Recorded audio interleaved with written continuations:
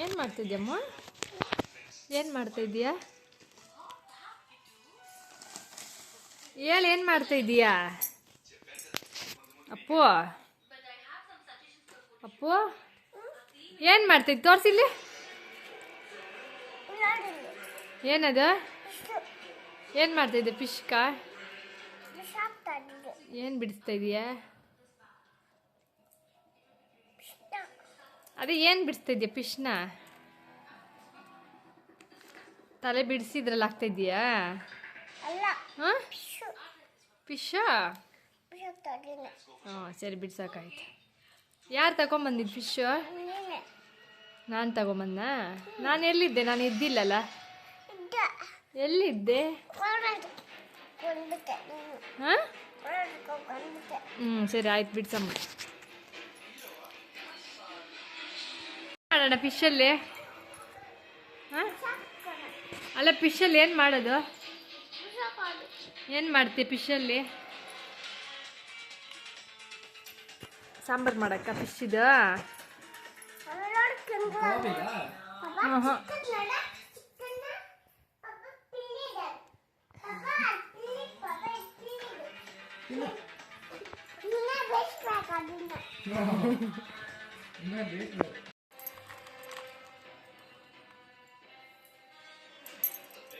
ಛೀ, ಹಂಗೆಲ್ಲ ಮಾಡಬಾರ್ದು. ಬೇಯಿಸ್ಬೇಕು ನೀಟಾಗಿ. ಇಕ್ಕಲ್ಲಿ ಅದರಲ್ಲಿ ಇಟ್ಬಿಡು.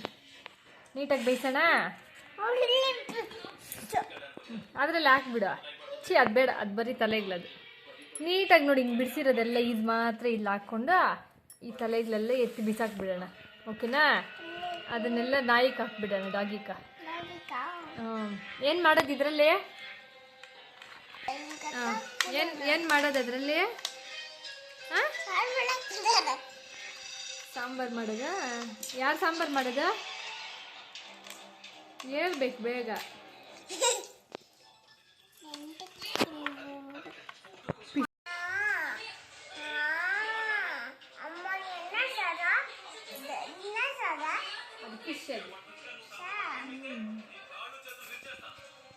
ಕಣ್ಣಿಗೆ ಕಿತ್ತಾಕಿದ್ದೀರಲ್ಲ.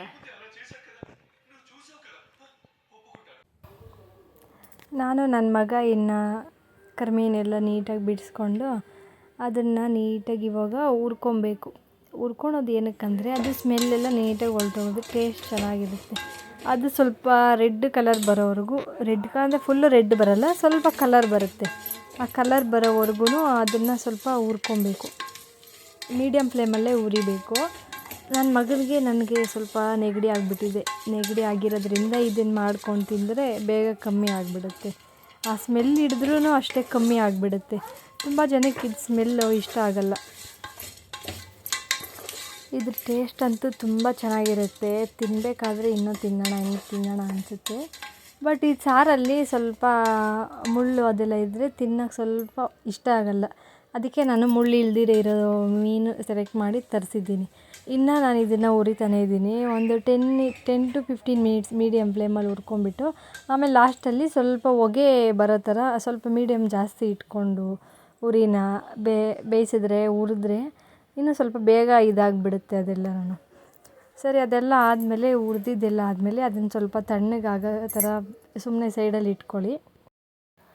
ಅದು ಸ್ವಲ್ಪ ತಣ್ಣಗಾದಮೇಲೆ ಒಂದು ಬೌಲಲ್ಲಿ ನೀರು ತಗೊಂಡು ಆ ನೀರೊಳಗಡೆ ಹಾಕಿ ಒಂದು 15 ನಿಮಿಷ ಅದನ್ನು ನೆನೆಯೋಕ್ಕೆ ಬಿಟ್ಬಿಡಿ. ಅದು ನೀಟಾಗಿ ನೆಂದಿದ್ದೆಲ್ಲ ಆದಮೇಲೆ ಅದರ ಮೇಲೆ ಇರೋ ಗಲೀಜು ಎಲ್ಲ ನೀಟಾಗಿ ಸ್ವಲ್ಪ ಮಣ್ಣು ಅದೆಲ್ಲ ಇದ್ದರೆ ಬೇಗ ಆಚೆ ಬಂದುಬಿಡುತ್ತೆ. ನೀವು ಹಂಗೆ ತೊಳ್ಕೊಬೇಕು ಅಂದರೆ ಅದು ಬರಲ್ಲ, ಹಂಗಂಗೆ ಇರುತ್ತೆ ಒಳಗಡೆ. ತಿನ್ನಬೇಕಾದ್ರೆ ಬಾಯಿಗೆ ಸಿಗ್ತಾ ಇರುತ್ತೆ.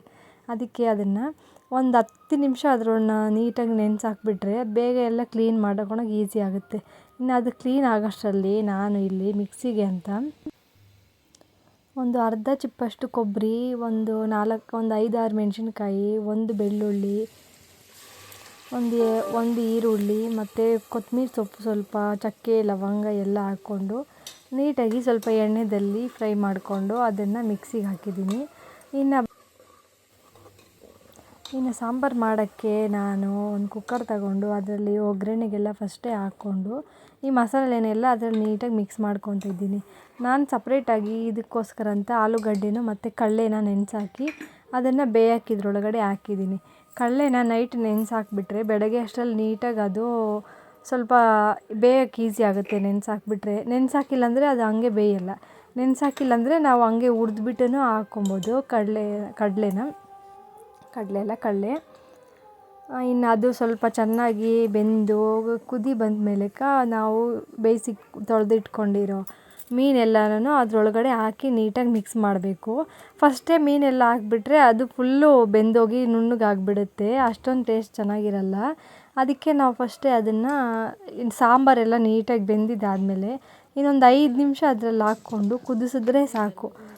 ಆಮೇಲೆ ನಾನು ಇದಕ್ಕೆ ಅನ್ನ ಮಾಡಿದ್ದೀನಿ. ಬೆಳಗ್ಗೆನೇ ಮಾಡಿರೋದ್ರಿಂದ ಅನ್ನ ಮಾಡಿದ್ದೀನಿ. ಸಾಯಂಕಾಲ ಮುದ್ದೆ ಮಾಡೋಣ ರಾತ್ರಿಗೆ ಅಂತ ಹೇಳ್ಬಿಟ್ಟು ಅದಕ್ಕೆ ಅನ್ನ ಮಾಡಿದ್ದೀನಿ. ನೀವು ಮಾಡಿ ನೋಡಿ, ಚೆನ್ನಾಗಿರುತ್ತೆ ಟೇಸ್ಟ್ ಇದು. ಇನ್ನು ನನ್ನ ಮಗನಿಗೂ ಅಷ್ಟೇ, ಇದು ಮಕ್ಳಿಗೂ ತಿನ್ನಿಸ್ಬೋದು, ಅಷ್ಟೊಂದು ಮುಳ್ಳೇನಿರಲ್ಲ. ನನ್ನ ಮಗನಿಗೂ ಅಷ್ಟೇ ತುಂಬ ಇಷ್ಟ ಈ ಸಾಂಬಾರು ಅಂದರೆ, ಅವನು ತಿಂತಾನೆ ಇಷ್ಟಪಟ್ಟು.